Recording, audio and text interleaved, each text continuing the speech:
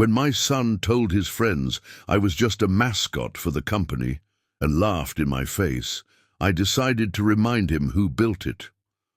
One signature later, everything changed.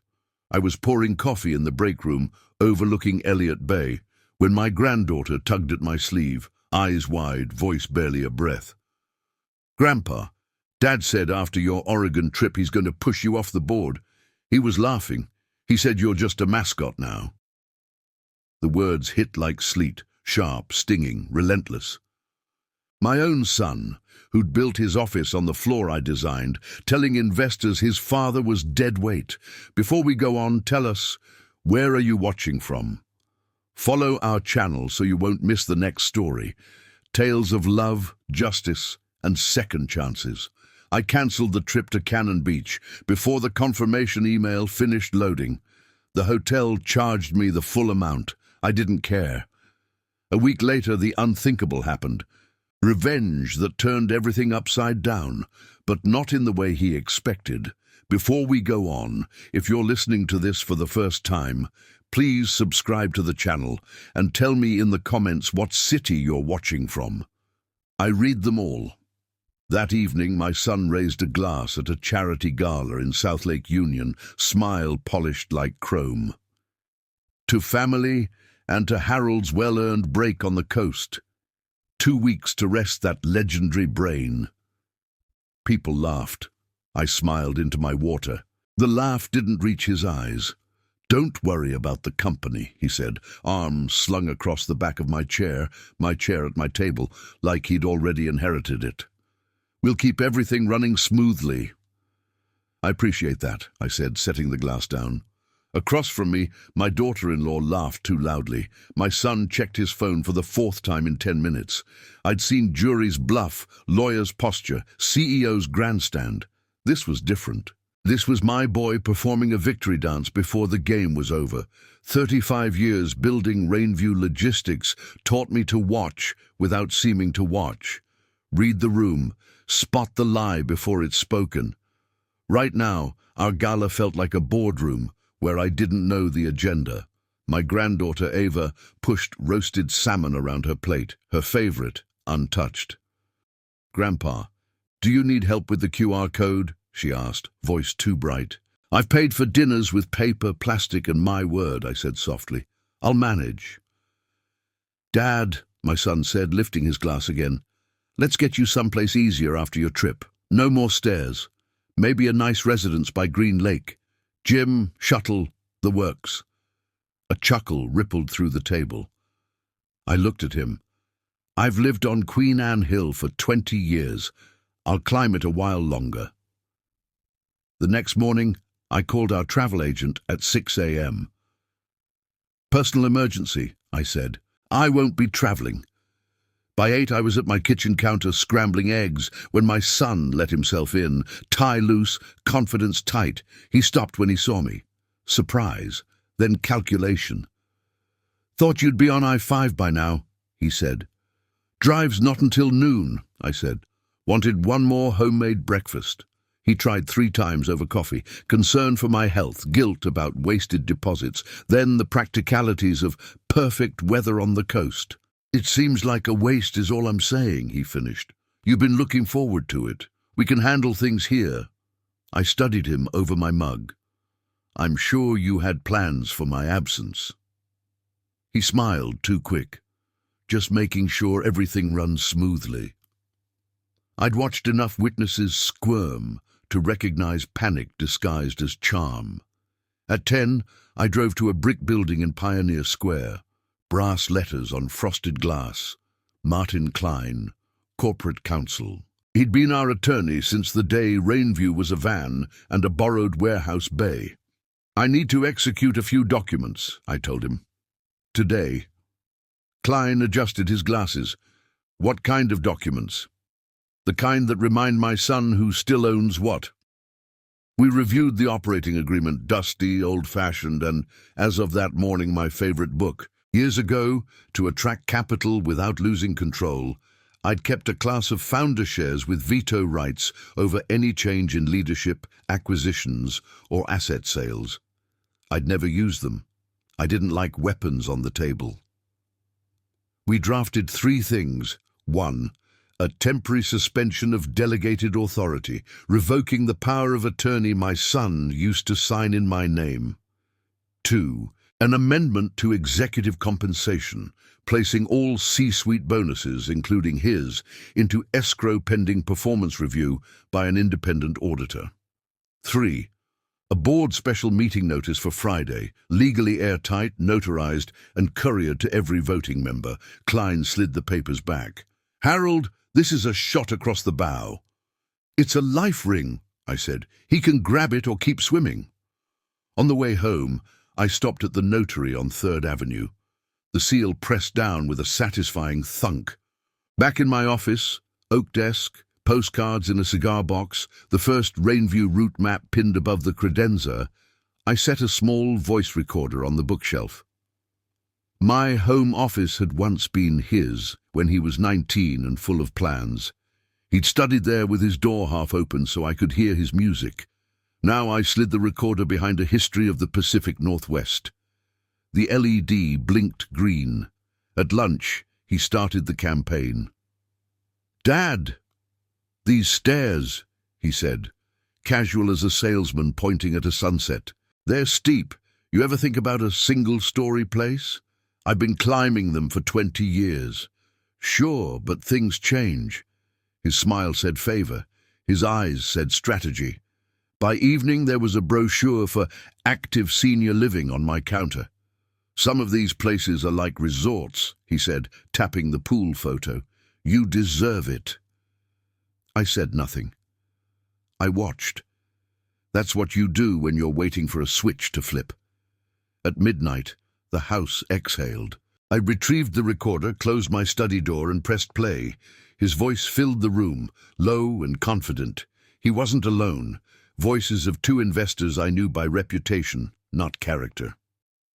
After his coastal vacation, my son said, "We'll move to restructure. I've got votes lined up. He's distracted. Everyone knows he's slowing down." "Can you shelf him cleanly?" one voice asked. "We push a narrative. Legacy role, chairman emeritus, no vote. I'll take CEO officially." Papers rustled, then the soft click of a pen. "And his veto." "He never uses it," my son said. "He won't start now." I saved the audio in 3 places, printed a transcript. Morning couldn't come fast enough. At 9:30, I placed an envelope on the kitchen island, clearly visible, labeled Independent Audit, Executive Compensation. 2 minutes later, he walked in, whistling. He stopped, leaned, snapped a photo, and slid the envelope an inch like it belonged to him. "Morning," I said, stepping from the pantry with a mug. He flinched, then smiled. "Dad." "Great morning." I picked up the envelope and tucked it under my arm. "Isn't it?" That afternoon, he came into my office with a storyboard on a tablet. New marketing push, fresh logo, brash slogans. "We're modernizing," he said. "The market expects speed." "Speed without ballast is just drift," I said. He laughed. "Or it's leadership." By Thursday, he'd warmed to the role he'd written for himself. He made calls in my hallway, paced, plotted. I gave him 1 more day. Let him build his stage. Friday, 8 a.m., Rainview Logistics, 4th floor conference room. Glass walls, view of cranes taller than cathedrals. The board filtered in, coffee cups, laptops, the air of people who had already decided. My son took the head of the table. I stood by the window and watched ferry wakes print white lines across the water. "Let's call this to order," he said, confident. "We have a small governance item to address." He smiled at me, a son indulging a father. "We're considering aligning titles with actual responsibilities. Dad would move to Chairman Emmer." "Point of order," I said. "You're out of compliance." He blinked. "What?" "Section 5.2 of the operating agreement," I said. "Any change in leadership requires the written consent of the founder shares." He laughed. "Dad, we all know you. Don't use them." "I'm using them today." Klein slid the notarized documents onto the table. The board murmured. My son's jaw tightened by degrees you could measure with calipers. I didn't raise my voice. I didn't need to. I'd taught half these people how to read a contract. Before we continue, I said, please silence phones. The recorder is on. I tapped the device in the center of the table. For the minutes. We proceeded. I entered into the record. Revocation of delegated signing authority granted to my son 12 months ago. Placement of all executive bonuses in escrow pending independent audit. A special committee to review related party transactions for the last 18 months. He tried to interrupt. This is retaliatory. This is governance, I said. One investor coughed. Another rearranged a pen, like maybe the pen could tell him what to do. My son spread his hands. Are we going to pretend he hasn't been forgetting things? He cancelled a trip yesterday because he felt like cooking eggs. That's not normal. 2 things, I said, sliding a folded document across. First, my physician's evaluation. Cognitive excellent, memory intact, judgment sound. He didn't touch the paper. Second, I said, pressing the play icon on my phone. Your words. Tuesday, 11:12 p.m. outside my study door. His voice spilled into the room. Laughter. Plans. Chairman Emeritus. He never uses it. Silence followed. Clean. Surgical. Klein cleared his throat. For the record, that was captured in Mr. Bennett's home office, where there's no reasonable expectation of privacy for third parties, admissible for internal governance. We've confirmed the timestamp. My son looked smaller then, like the suit had grown while he slept. This is a misunderstanding, he said finally. I was blowing off steam. Steam doesn't write emails, I said, and held up a printout he'd sent at 6:43 a.m. Wednesday to 2 board members about no-vote legacy roles. He closed his eyes, just a blink. It was almost enough to make me put the paper down, almost. We voted. The committee formed without him. The audit commenced without him. His bonus, company card, and signing authority froze with 3 signatures, including mine. He still had his job, COO for now. I didn't want to humiliate him. I wanted to teach him the shape of consequence. When we adjourned, he stood by the window where I had stood. You did this to me, he said. I did this for the company you'll still inherit, I said, if you earn it. For a week, he worked like a man trying to hold sand in his fists. Then the audit came back with a list of gray areas. Dinners that were parties, strategy retreats that looked like long weekends. A lease on a car that didn't belong to Rainview's fleet. Not criminal, not clean. I called him to my office. The door clicked shut with a softness that felt like a boundary. You humiliated me, he said, not sitting, in front of my board. You humiliated me first, I said, in front of your friends, and you told them I was a mascot. He stared at the model of our first truck on my shelf. He'd glued the mirrors on that model when he was 8. We'd ruined his mother's table with superglue that night and laughed about it for a week. I pointed at the chair. He sat. This is the offer, I said, sliding a single page across the desk. 3 conditions. You meet them in 6 months. The committee restores your bonus and my vote seats you as CEO in waiting. You fail. The founder shares appoint an external CEO for 2 years while you learn. His jaw worked. What conditions? 1. Training. 6 weeks shadowing operations from the loading dock to night dispatch. No office. Grease on your hands. Names learned. 2. Transparency. Weekly expense reports signed by you and the controller. Posted internally. 3. Humility. You call an all hands and apologize, not to me, to the team you called legacy baggage in an email. Then you listen for an hour. He read, This is beneath my level. Then you're not ready for my level. He didn't sign. Not then. Pride is a stubborn animal. The next morning my door cracked open. He stood there with a pen and the expression he wore when he first rode a bike without training wheels, fear hiding under determination. He signed. I showed up at the distribution center at 5:15 a.m. the following Monday. He was already there, blinking into the cold light, hair damp from rain, wearing steel-toe boots that looked too new. A warehouse supervisor named Tasha handed him a reflective vest. "You the prince?" she asked. "I'm Ethan," he said. "Good," she said. "Princes don't lift. Ethan does." He stacked pallets until his hands blistered. He learned the names of the night crew, who made fun of his soft grip, and then showed him how to tape a box that wouldn't pop in the rain. He rode with Marco, a driver who has 2 kids and a mortgage, and a memory like a ledger. Marco told him which alleys were dead ends, which clients tipped if you set the boxes inside the door, which ones wrote "fragile" on everything and then never signed.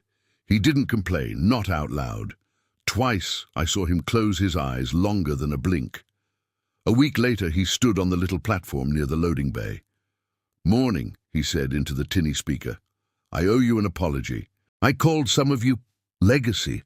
I was wrong. I didn't know what I didn't know. There are many kinds of quiet. This was the kind that contains a decision." "I'll be here," he said, voice steady, listening, learning. He stayed an hour. When he stepped off the platform, Tasha handed him a coffee. "Don't mess it up," she said. He nodded like she'd knighted him. At home, my granddaughter exhaled in relief, like a sail-finding wind. "Dad's been nicer," she said. "He asked how my math test went. He never asks." "He's learning," I said, "from you." "From gravity," I said. "It pulls pride down to where work lives." 2 months passed. The committee finished. The grey areas were scrubbed. The lease on the shiny car moved to his personal account. On a Friday in late spring, with the sound silver under a low sky, we called another board meeting. He didn't take the head of the table. He sat to my left, a place for deputies and sons. "We have 3 items," I said. 1. Restore executive bonuses effective next quarter, contingent on the new policy staying in place. 2. Confirm Ethan as COO with probation lifted. 3. Establish a succession plan where in 12 months, if performance metrics are met, I will recommend Ethan as CEO and step to chairman with full vote retained, contingent on ethics audit results. Klein read summaries. We voted. All 3 passed. Afterward he stayed, looking at the water. "I thought you'd cut me out," he said, voice softer than I'd heard it in years. "I took away a benefit you hadn't earned," I said. "Not your future." He rubbed his palms, new calluses mapping old lessons. "I was scared," he said. "Scared I'd never be you. So I tried to be louder." "Loud isn't large," I said. "Large is steady." We walked out together. In the lobby, the first route map hung under glass. 12 stops, 1 driver, me. He put his hand against the glass like he could feel the paper. "That day," he said, "you came home at midnight. I was asleep on the couch waiting. You put a blanket on me and I pretended not to wake up." "I remember," I said. "You'd drawn trucks on your homework." We stood a minute longer. Then he looked at me. "Dad," he said. "Ready?" "Ready," I said. That night at home, Ava sat at the kitchen island doing algebra. She looked up when her father came in. "Hey, kiddo," he said. "Want to help me with something impossible?" "Sure," she said, cautious. He unfolded a crumpled brochure. Active Senior Living, the one with the pool. He slid it to her and grinned. "Let's use it to line the compost bin." She laughed. I did too. A week later, I booked Cannon Beach again. 2 rooms this time. "Are you sure you want to take me?" my son asked, standing in my doorway with his hands in his pockets like the boy who once asked to sleep in my bed during a thunderstorm. "I'm sure," I said. "You've earned sand between your boots." On the drive down I-5, he told me about Tasha's crew, about Marco's shortcuts, about a client in Ballard who likes the boxes stacked in reverse order so her cat won't knock them over. He didn't talk about titles. Neither did I. When we reached the coast, The wind came off the water cold and clean, carrying the smell of salt and something older than both of us. We walked until our legs ached. We didn't talk about the meeting where I'd frozen his bonus and stripped his signature, a hurt I wouldn't pretend didn't sting. We talked about the first truck and the superglue on his mother's table, and the time we delivered flowers to the wrong address and got invited in for pie anyway. Different isn't always bad. Sometimes it's just honest. Back in Seattle, the cranes kept swinging. The ferries kept printing their white signatures across the Sound. Rainview didn't need a louder captain. It needed ballast. It needed earned trust. I'd taken back something he hadn't respected. Then I offered a way to earn it. He took it. That's the difference between punishment and consequence. One shames, the other teaches. On a Tuesday morning, months after the gala, he knocked on my office door. "Dad," he said, "we've got a driver with a sick kid and a gap on the Mercer route." I reached for my jacket. "I'll take the wheel," I said. He grinned. "I'll ride shotgun." We delivered boxes in rain that came down sideways, laughed when a Labrador tried to climb in the cab, and argued about the best coffee on Aurora. He waved at a warehouse hand by name. I watched the wave become a habit, not a performance. When we parked back at the loading dock, he turned to me. "Thank you," he said, not loud, not for anyone else. "For what?" "For not giving up on me when you had every right to." "Fathers don't get to give up," I said. "We can take keys away, we can lock doors, but we don't leave the porch light off." I thought the lesson was complete. It wasn't. 2 weeks later, smoke from wildfires blew in from eastern Washington, seeping into the city like a tired ghost. The mayor's office called. A local hospital needed N95s, portable filters, and pediatric nebulizers moved from a state depot to clinics across the city. Same day. Our contracts allow the city to press the emergency button. Ethan took the call. "I'll lead the press briefing," he said, pacing. "Rainview's the hero here. Deliver the boxes before the microphones," I said. "Then talk." He set crews, called routes, shored up drivers. He did well until a promises for camera thing tripped him. He guaranteed a noon delivery to a Capitol Hill clinic without checking weight limits on a narrow side street. Our truck got stuck behind construction fencing. While reporters waited, Tasha phoned me, voice low. "Boss, he's trying, but he's drowning." I drove over, rerouted the load into 2 sprinters, and called the clinic's manager to meet us in the alley. The goods made it by 12:18. The cameras had gone. Ethan arrived, face pale. I blew it. "You did 90% right," I said. "The last 10 is where reputations live." He opened his mouth, closed it. "Teach me the last 10. Show up earlier than the cameras, leave later than the applause." He nodded. That night, he sent handwritten thank yous to every driver who ran those routes. 2 came back smudged with engine grease and pride. 3 days after the smoke cleared, a scammer slipped a phishing email into our payables queue, imitating a vendor Ethan had recently onboarded during his operations rotation. The controller flagged it, but not before Ethan had approved it in our sandbox system for testing. It was close. "Almost cost us 80 grand, the controller said, shaking her head. Ethan looked like he'd swallowed a live wire. "My fault." I called a town hall. "We're adding dual authorization for vendor changes," I said. "No shame, just guardrails." Then quietly, I reallocated the executive discretionary fund, a perk he loved, into an internal cyber safety training stipend for warehouse and driver teams. He saw the memo. He didn't argue. He scheduled himself for the first class. A week later, an email landed from Blue Capital, an activist fund with a taste for unlocking value. They wanted a meeting. Their message was polite. Consider strategic alternatives. The translation was rude. Sell. They'd sniffed at our family tension and saw a wedge. We met at a restaurant with more glass than walls. Their lead partner, a man who could smile without participating, opened a leather folder. Harold, Rainview is a terrific asset but under-optimized. New leadership is what we're building, I said. Ethan, to his credit, didn't bark. He asked for specifics. Cut slower contracts, automate 2 warehouses, move HQ to a cheaper suburb, and no offense, align governance. Founder vetoes scare markets. I let the silence breathe until it was interested in our side. Then I spoke. We'll be optimizing, on our timeline, under our roof. Blue Capital left a glossy deck. Ethan carried it out like a weight. Are they right? He asked. They're right about costs, I said. Wrong about soul. We can fix costs. They can't buy soul. Back at the office, I called Klein. We crafted a poison light, not a poison pill, just a charter provision requiring supermajority board approval for any sale above a set percentage of assets for the next 24 months.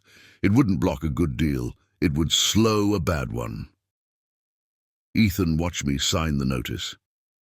You're still protecting us, he said. I'm protecting the people who deliver more than they promise, I said. Join them. 3 months into his conditions, we convened another meeting. Not emergency, evaluation. The boardroom filled. Investors, Klein, department heads. Tasha was there, Marco too. Invited to present, not to be paraded. I opened. We set conditions, training, transparency, humility. We'll hear from operations first. Tasha stepped up. He showed up at 5 every morning, she said. Carried, taped, scanned, screwed up labels twice, fixed them, learned names, didn't forget them. She looked at Ethan. Talked less week 3, listen more. Marco spoke next. He asked me which routes I hate and then rode those. Didn't complain when my coffee tastes like burnt tires. Then the controller presented a chart. Expense variances before and after the weekly transparency policy. The line curved down, then flattened, a good curve. Finally, Klein summarized the audit findings. The grey cleaned up, controls in place, city emergency kudos logged. I turned to Ethan. Your bonus remains in escrow this quarter, I said, and heard a breath catch his. But your vesting schedule moves forward as earned. 1 more clean quarter, and the escrow releases at 50%. Miss, and it rolls into the scholarship fund. What scholarship fund? He asked, wary. The one we're creating today, I said, sliding a resolution to the center of the table. The Rainview Hands Fund. 2 full-ride community college scholarships a year for warehouse hands or drivers' families. Funded from executive discretionary cuts and, if needed, unmet bonus metrics. His perk, redirected to people he now knew by name. A benefit removed and reborn. We voted. It passed. Afterwards, a Blue Capital associate cornered Ethan in the hallway.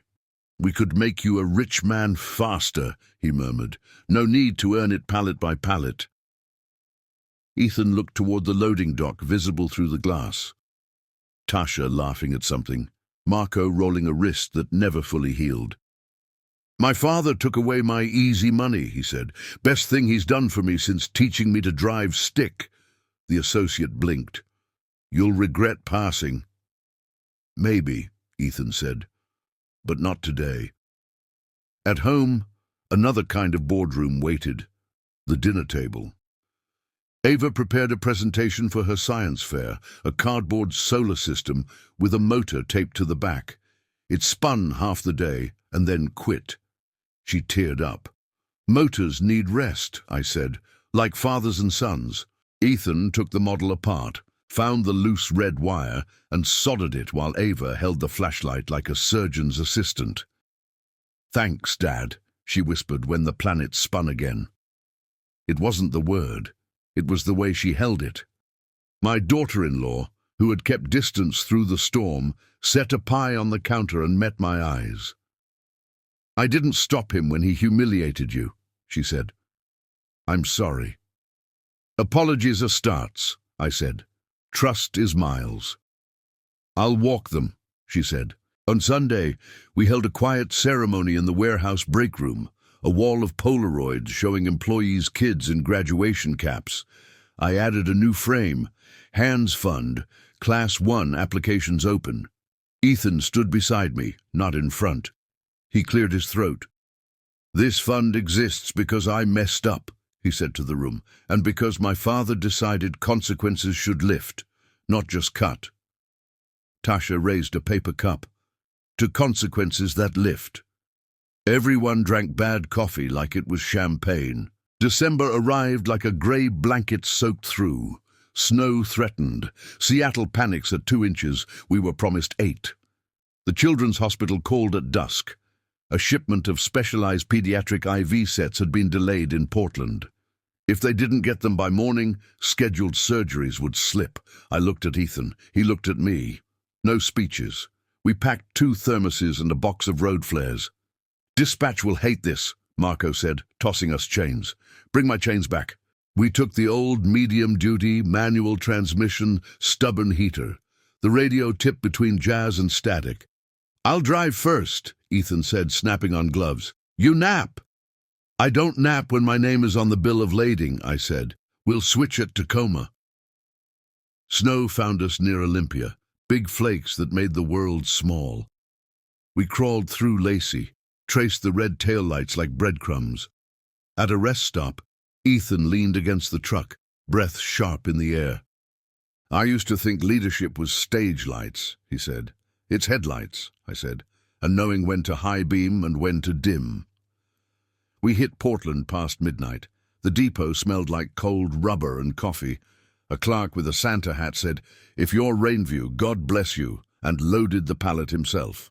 On the way back, 2 semis jackknifed on a grade. We idled for an hour, then inched past, tires singing their steel song. Near Federal Way, the heater wheezed and quit like a man laying down a burden. Ethan rubbed his hands. "I can't feel my fingers." "Good," I said. "Means you still have them." He laughed, a steam puff in the cab. We pulled into the Children's Hospital loading bay at 4:53 a.m. A nurse in scrubs and a knit hat hugged the clipboard to her chest like it could warm her. "You made it," she said. "You actually made it." Ethan and I unloaded together. The last box was labeled PEDS 4, urgent. He set it down like a baby sleeping. Ava was awake when we got home, hair wild, cocoa steaming. She looked at our faces, salt lines, stubble, relief, and didn't ask for a story. She brought blankets and threw them over our shoulders like medals. At noon, a photo appeared on the warehouse wall. 2 idiots who drove through a blizzard. Marco's caption. He'd photoshopped halos on our heads. Ethan went pink. I laughed until my ribs hurt. January, the city clean and new for 5 minutes before the rain remembered us. Blue Capital tried one more time, this time through a friendly journalist who called asking about succession uncertainty. We held a press call in the warehouse, not the conference room. Let them smell the tape and diesel, I thought. I spoke first. "We've formalized succession. Founder remains chairman with a vote. COO on track for CEO after defined metrics." A reporter called out, "Isn't the founder veto anti-modern?" "It's a seatbelt," I said. "You don't resent a seatbelt when it saves you." Ethan stepped forward. "I humiliated my father publicly. He took my perks and gave me a path. My job now is to earn what he protected, not demand it." Pen stopped. Cameras adjusted. Sometimes truth outshines any line you can write. After the cameras left, I pulled him aside. "One last benefit to take," I said. He stiffened, braced. "Your corner office," I said. "We're turning it into the driver's room, a proper lounge with showers, lockers, and a quiet space for split shifts. You're moving to the bullpen with ops." He blew out a breath. Then he smiled, real. "Best theft you've committed," he said. "When do we start?" We knocked down a wall. Tasha picked the paint. Marco hung a dartboard. No one will ever win. The first driver to shower there wrote on a post-it, "Smells like victory and better soap." Spring returned the water its soft blue. The cranes sketched their patient choreography. We hit our performance metrics 3 quarters in a row. Expenses trimmed, not slashed. Automation done with retraining, not layoffs.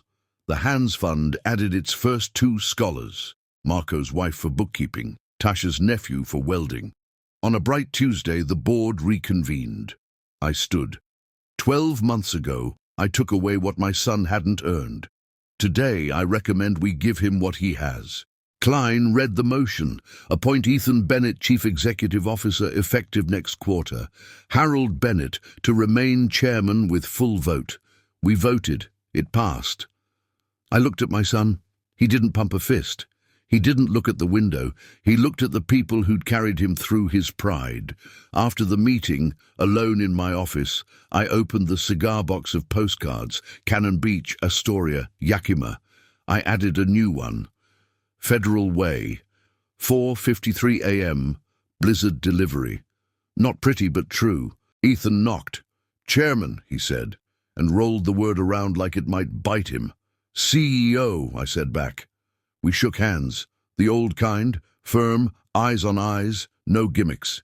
"Keep the veto," he said quietly, "until I've earned the right to not need it." "I will," I said. "Seat belts stay until all drivers know the route." We walked to the driver's room. The dartboard already had 3 darts in the bullseye, courtesy of a dispatcher who swears she doesn't play much. Tasha handed Ethan a mop. "CEO," she said, "a spill claims it's above your pay grade." He took the mop and grinned. "I'm paid in humility now." That night, Ava asked if the porch light could stay on. "For who?" I asked. "For anyone who forgot how to come home," she said.